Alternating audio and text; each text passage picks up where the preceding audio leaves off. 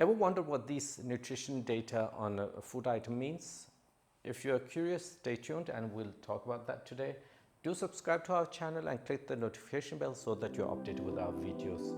I'm Dr. Hussain. We'll be talking about the nutrition labels on food, and you simply must read them, and you need to understand them if you want to take your health seriously, because there's so much information hidden in there and it's not presented in a way that a customer can actually find out what's happening. So we'll just do a fast recap. If you remember that carbohydrates, 90% of the carbohydrates we take in, they're turned into blood glucose, and we have a very fast spike in blood glucose levels, and it goes down within a few hours. And if we take in protein, roughly 50% of the protein is turned into blood glucose. There's not the same kind of spike, and the blood glucose level will stay higher for longer, but it won't have the same extreme increase in blood glucose as the carbohydrates. And ultimately, finally, we got the fat. 10% of the fat is converted into blood glucose, and it has an impact on the blood glucose level for much longer. We are full for much longer, and we won't have the same kind of craving as otherwise. If we just recap, when our blood glucose level goes up, even the slightest increase in blood glucose levels will lead to a release of insulin. And insulin is a fat-sparing hormone, so it prevents us from burning our fat. And not only that, it's a fat storage hormone, so excess energy is stored as fat. That is what insulin does, apart from taking away the blood glucose so that it doesn't go too high, so we avoid hypoglycemia. But this is supposed to be a good thing, because if we didn't have access to food for days, then we would need all this fat. But if we have access to food and plenty of food every single day, then it's not a good situation.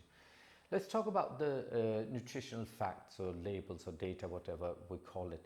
So let's start with Kellogg's multigrain. It's just an example. A lot of these cereals, a lot of these processed foods are all the same.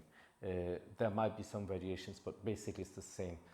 We have the total calories up here. When you check our tables in a bit, you'll see that they don't add up to the same number in a couple of the cases. That's because we don't take into account the dietary fiber. But there is actually some calories in dietary fibers. There are certain dietary fibers that do yield a bit of calories, and others that don't give us any calories. So if you find there's a difference, it's for that reason. Here it says it has 1.3 grams of fat, it got 87 grams of carbohydrates, and 9.6 grams of dietary fibers. So the net carb is 87 grams minus the 9.6 grams in dietary fibers. So we are left with 77.4 grams of net carbs. It got 7.6 grams of proteins. Let's put it up like this. So Kellogg's multigrain contains 1.3 grams of fat. Now, as we discussed in the earlier slide, 10% of that will turn into blood glucose. So the contribution from the fat to the blood glucose is only 0.13, hardly anything. Well, the net carbs, we had 87, took out the dietary fibers, we're left with roughly 77 grams of net carbs. And 90% of those are being converted into fats. Into blood glucose. So we look at 69.3 grams of blood glucose from the net carbs. Proteins, 50% are turned into blood glucose, 3.8 grams. So in total, we got 73.2 grams of glucose. Now, far majority of that, more than 90%, is from carbs. So we'll have this spike, and will go down quite soon enough. Within few hours, we'll still feel that we need to have something, we will crave something. We'll talk about that in a second. If we look at the calories, the total amount of calories would be like this. Now, fat contains 9 calories per gram. Carbohydrates and proteins contains 4 calories per gram. So this is the situation we have here. Now, from the fat, we got 10.8 calories from the net carbs, we got 308 calories, and we got 30.4 calories from the protein. Now, nearly 90% of the calories are from carbs. That is simply just going to spike our insulin, go up and bring it down again, but still adding to our calorie intake. Spiking our blood glucose, spiking our insulin, is being brought down again, and we'll soon be hungry again. So Kellogg's multigrain is a high glycemic food. It will spike the blood glucose, and along with that it will spike the insulin level. The red one, the red line here is the insulin level.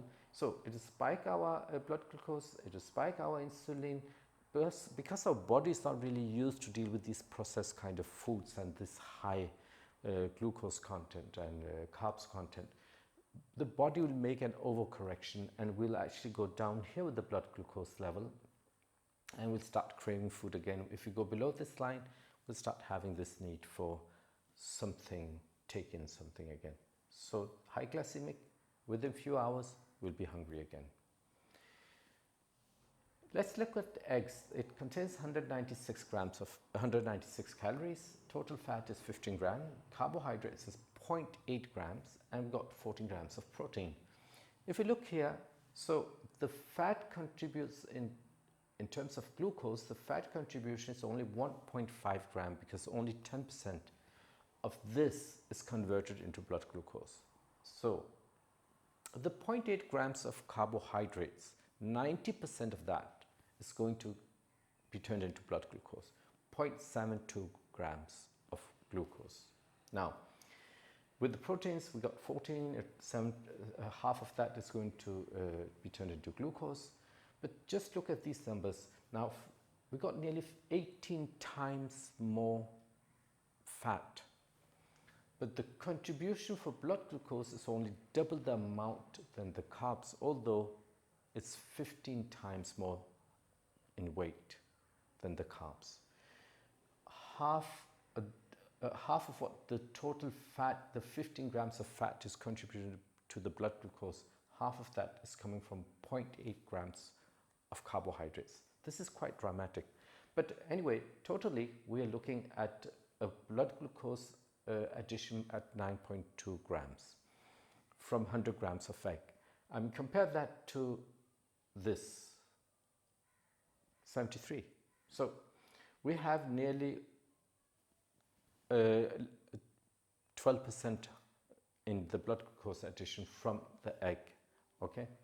If we look at the calories, the majority of the calories are coming from fat, 135 calories.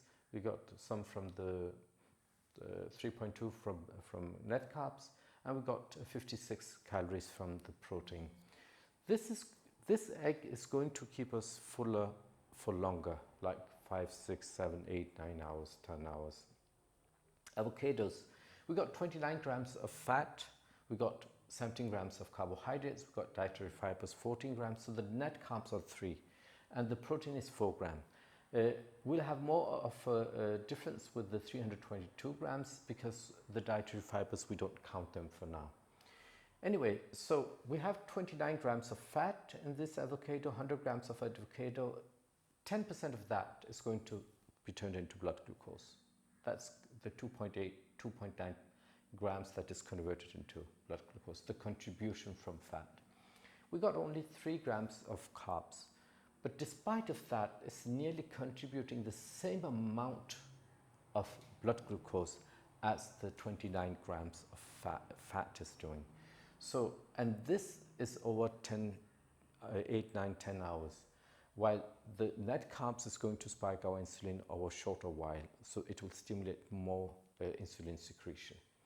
The protein contribution is 2 grams of blood glucose.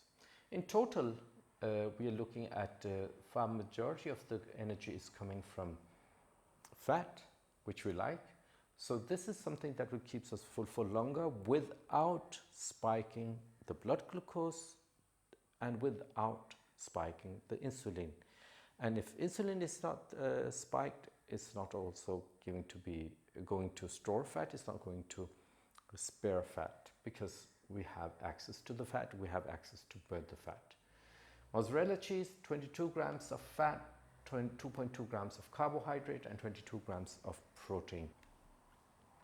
So if we look at mozzarella cheese, we got 22 grams from fat, we got 22.2 grams from carbohydrates, no fibers, and we got 22 grams of protein.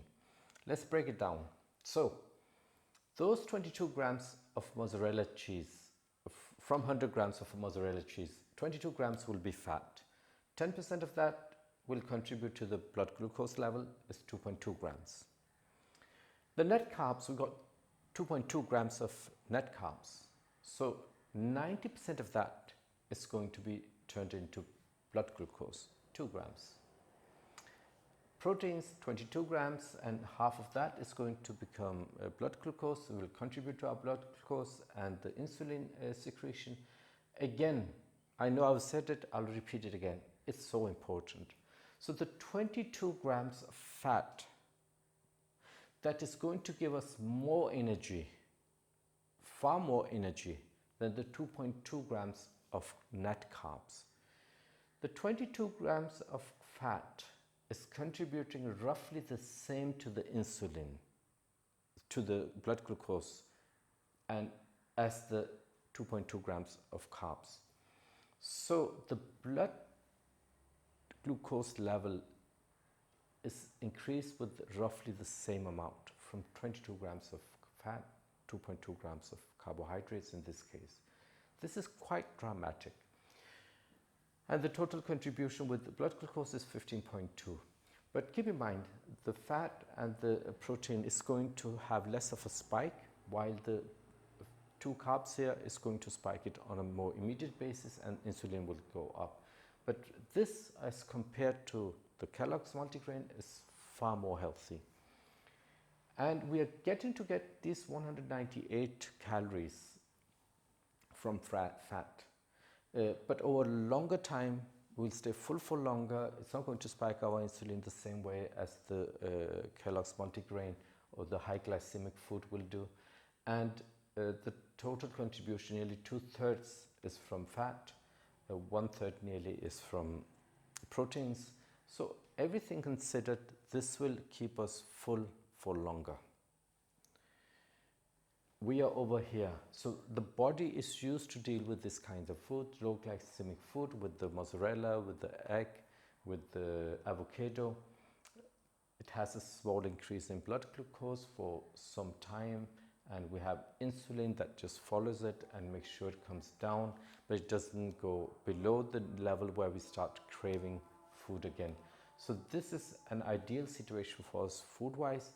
We are going to spike less insulin, and we are going to have less fat storage. We are going to have less fat sparing from insulin. So again, you have to read the labels, you have to understand them, do the calculations so that you understand what is happening, what are you buying, what is going to do with your body. If it's going to increase your insulin level, you don't want it. Believe me, you don't want it unless you're trying to gain weight. Well, that's all for now. Do remember to subscribe and click the notification bell so that you're updated with our videos. Thank you.